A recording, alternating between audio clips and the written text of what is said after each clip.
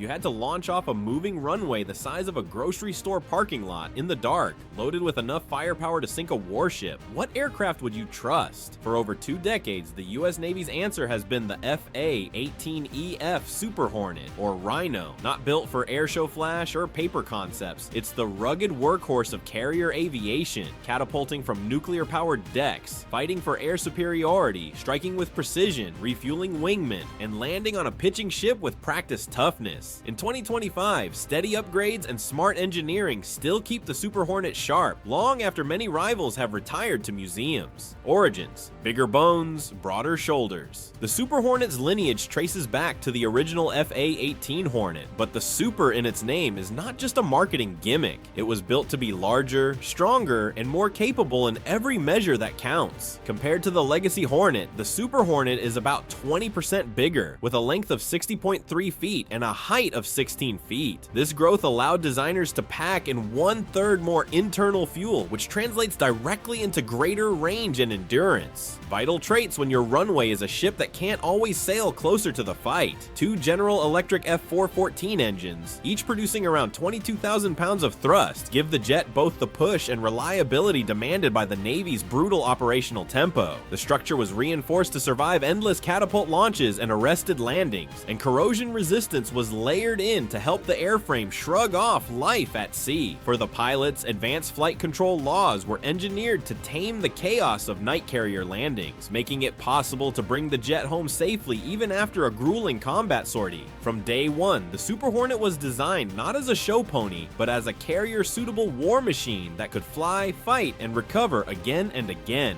Growing smarter, not just stronger, the Super Hornet has never stood still in its evolution. Block 2 introduced the AN/APG-79 Active Electronically Scanned Array Radar, a leap in capability that allowed the jet to track multiple targets, generate synthetic aperture maps, and detect threats at long range with a speed and reliability its predecessors could not match. Although the radar suffered teething troubles in its early days, it matured into one of the most important assets in the Rhino's arsenal. Block 3 took this foundation and gave the jet a digital brain transplant. The new cockpit replaced analog dials and small screens with a panoramic large area display that resembles a military-grade iPad, giving pilots the to fuse sensor feeds, arrange data, and customize their battlespace view. Beneath the glass, the distributed targeting processor networked cranks data at modern speeds, while tactical targeting network technology enables high bandwidth sharing across the air wing. These changes mean a Super Hornet pilot is no longer flying blind or drowning in scattered data, but commanding a real-time picture of the fight.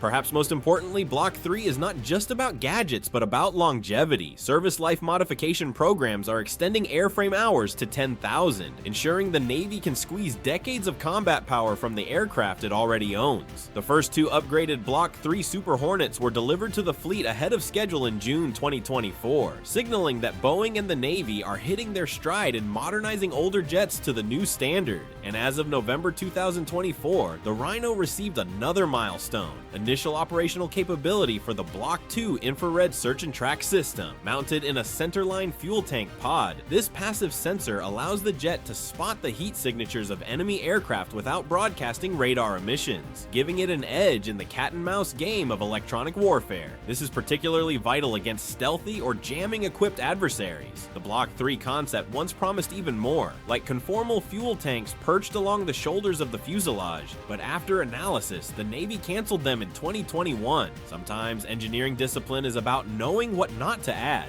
and the Navy decided range improvements were not worth the long-term maintenance burden. A multi-tool with bite. The Super Hornet is a multi-role fighter in the truest sense, with F/A in its designation, meaning it can both fight and attack. For air-to-air combat, it carries the AGM-158C Advanced Medium-Range Air-to-Air Missile and AIM-9X Sidewinder, while its strike loadouts can include Joint Direct Attack Munition Precision Bombs, Joint Standoff Weapons, Small Diameter Bombs, Slammer Cruise Missiles, Harpoons for anti-ship duty, and the AGM-88 Anti-Radiation Missile Family family for suppressing enemy air defenses. Most impressively, since 2019, the Super Hornet has been cleared to fire the AGM-158C long-range anti-ship missile, a stealthy standoff weapon that gives carrier groups the ability to engage enemy ships from far outside modern air defense bubbles. And yes, it still carries a 20mm M61 cannon for those close-range moments where modernity collides with tradition.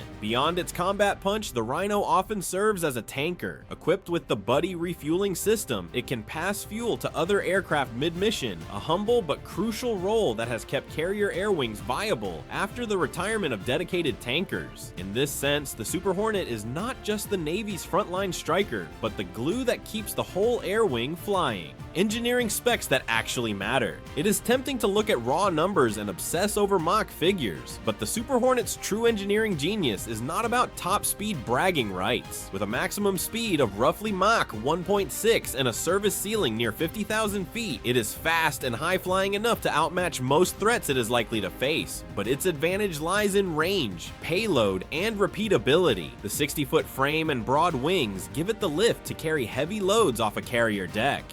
The F414 engines provide dependable power without sacrificing fuel efficiency, and perhaps most critically, the aircraft is designed for maintenance and sortie generation at sea. Naval Air Systems Command pegs the cost of a Super Hornet at around $67 million in FY21 dollars, but the real savings come from how long these jets can fly and how easily they can be kept combat ready on deployment. Carrier operations demand resilience, not exotic performance figures, and that is precisely what the Rhino delivers.